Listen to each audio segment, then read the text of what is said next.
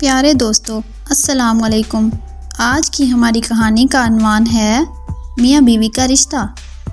میاں بیوی کا رشتہ اتنا مضبوط ہوتا ہے کہ ہر دکھ سکھ میں ساتھ ہوتا ہے۔ یہ رشتہ جتنا مضبوط ہوتا ہے اتنا ہی نازک ہوتا ہے، لیکن کچھ لوگ اس کی اہمیت کو نہیں سمجھتے اور ٹھیک طرح سے نہیں نبھا سکتے۔ ہماری کہانی کا عنوان بھی آج کچھ ایسا ہی ہے، ایک اندھی دلہن کی کہانی۔ تو چلیے کہانی شروع کرتے ہیں۔ ایک لڑکی جس کا نام ثنا تھا اپنے یونیورسٹی فیلو میں انٹرسٹڈ تھی۔ اس کی کلاس فیلو سب اس لڑکے کو بہت پسند کرتی تھیں، حتیٰ کہ یونیورسٹی میں جتنی بھی لڑکیاں تھیں وہ سب کا خواب تھا، کیونکہ وہ بہت ہی ٹیلنٹڈ اور خوبصورت لڑکا تھا۔ باقی لڑکیوں کی طرح ثنا کا بھی وہ خواب تھا، لیکن ثنا بہت ہی غریب خاندان سے تعلق رکھتی تھی اور اس نے کبھی تصور بھی نہیں کیا تھا کہ وہ فرحان کو حاصل کر سکتی ہے۔ وہ یونیورسٹی کی سب سے لائق طالبہ تھی۔ فرحان بہت ہی لاپرواہ لڑکا تھا، وہ اپنے نوٹس بھی ثنا سے بنواتا تھا، ثنا اس کا ہر کام کر دیا کرتی تھی۔ فرحان کے خواب بہت ہی اونچے تھے، وہ بہت آگے تک جانا چاہتا تھا، لیکن محنت کرنے سے کتراتا تھا، اس لیے ثنا سے ہر کام کروا لیتا تھا۔ اسے ثنا کی اتنی عادت ہو گئی کہ اس نے اسے شادی کی آفر کر دی۔ ثنا نے تو خواب میں بھی نہیں سوچا تھا کہ وہ کبھی فرحان کی دلہن بن سکے گی، لیکن فرحان نے اس کا یہ خواب پورا کر دیا اور اسے اپنی دلہن بنا لیا۔ ان کی زندگی بہت ہی خوشگوار ہو گئی تھی۔ فرحان ثنا سے بہت محبت کے دعوے کرتا تھا، ثنا بھی اس پر آنکھیں بند کر کے اعتبار کرتی تھی۔ ایک بار فرحان کے ایک دوست نے انہیں دعوت پر انوائٹ کیا۔ فرحان نے ثنا سے کہا کہ تم نے بہت ہی اچھا تیار ہونا ہے، کوئی ماڈرن سا ڈریس پہننا ہے، بہت بڑی پارٹی ہوگی۔ ثنا نے کہا میرے پاس تو ایسا کوئی ڈریس نہیں ہے، تو فرحان نے کہا کہ جا کر اپنے لیے شاپنگ کر لاؤ۔ ثنا نے نئی گاڑی چلانا سیکھی تھی، وہ ٹریفک میں جانا نہیں چاہتی تھی، لیکن فرحان کی خواہش تھی، اس لیے گاڑی لے کر نکل گئی۔ جیسے ہی وہ روڈ پر پہنچی، ایک تیز رفتار ٹرک کے ساتھ اس کی کار کی ٹکر ہو گئی اور اس کا ایکسیڈنٹ ہو گیا۔ جب اسے ہوش آیا تو وہ ہسپتال میں تھی۔ اس کے ارد گرد اس کے رشتہ دار اور فرحان تھا اور ایک ڈاکٹر۔ اس کی آنکھوں پر پٹی بندھی ہوئی تھی، وہ بہت گھبرا گئی اور شور مچانے لگی کہ مجھے کیا ہوا ہے۔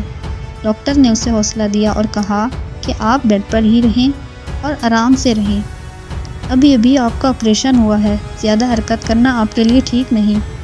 ڈاکٹر نے بتایا کہ ثنا کی آنکھوں کی روشنی چلی گئی ہے، جو کہ شاید ابھی کبھی واپس نہ آئے۔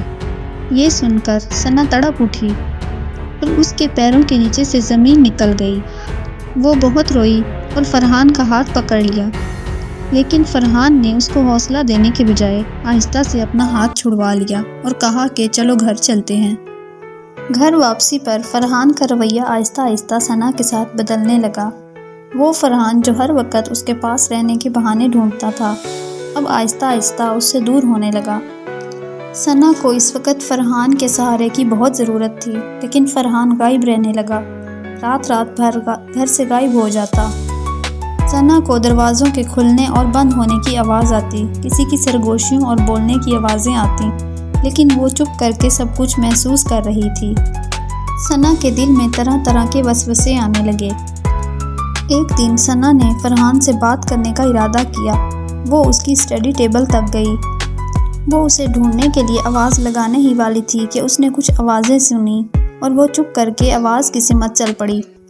جو کچھ اس نے سنا، اسے لگا کہ آسمان اس کے سر پر گر پڑا ہے۔ اس نے سنا کہ فرحان اپنے کسی دوست کے ساتھ ہے اور اس سے کہہ رہا ہے کہ میں نے ثنا کی انشورنس کروا لی ہے، اب اگر اس کی حادثاتی موت ہوتی ہے تو وہ تمام انشورنس کے پیسے نکلوا سکتا ہے۔ ثنا کو یقین ہو گیا کہ وہ اس کی موت کے پلان بنا رہا ہے۔ وہ آہستہ سے چپکے سے وہاں سے گئی اور اس نے اپنی دوست ارم کو کال ملائی اور اس کو بتایا۔ ارم نے ثنا کو چپ رہنے کا کہا اور انشورنس والوں سے بات کی اور پولیس میں ان کی کمپلین کی اور ساری بات سمجھائی۔ فرحان نے جوس میں نشے کی دوا ملائی اور ثنا کے کمرے میں آیا، اسے پیار سے جوس پلایا اور سلا دیا۔ اسے لگا ثنا کو کچھ معلوم نہیں اور اس نے وہ جوس پی لیا ہے، لیکن ثنا نے وہ جوس نہ پیا۔ فرحان ثنا کو بے ہوش سمجھ کر اٹھا کر گاڑی میں لے گیا، وہاں پر بٹھایا۔ ابھی وہ گاڑی سٹارٹ ہی کرنے والا تھا کہ پولیس موقع پر پہنچ گئی اور ساتھ ارم بھی پہنچ گئی۔ انہوں نے فرحان پر کیس کر دیا اور اسے موقع پر اریسٹ کر لیا۔ اس کی تمام جائیداد ضبط کر لی اور اس پر سخت سے سخت کارروائی کی۔ فرحان بہت ہی غریب ہو گیا، کنگال ہو گیا، اس کے پاس کچھ نہ رہا اور اس کے علاوہ بہت ہی بدنامی ہوئی۔ میڈیا پر، ٹی وی پر، ہر جگہ فرحان کی نیوز تھی۔ ہر کوئی اسے نفرت کی نگاہ سے دیکھ رہا تھا۔ فرحان یہ سب برداشت نہ کر سکا اور اپنا ذہنی توازن کھو دیا۔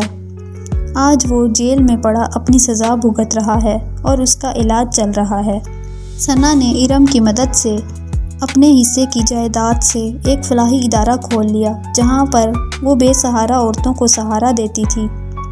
اس نے خود اندھے ہو کر بہت ساری عورتوں کو مشعل راہ دکھائی اور انہیں نئی جینے کی امنگ دکھائی۔ ثنا کی بینائی ضرور گئی تھی، وہ اندھی ضرور تھی، مگر وہ فرحان کی طرح اندھیروں میں نہیں گھری تھی۔ اب اس کے پاس روشنیاں ہی روشنیاں تھیں۔ ہر وہ لوگ تھے جو بغیر کسی مطلب اور بغیر غرض کے اس سے محبت کرتے تھے، اس سے پیار کرتے تھے۔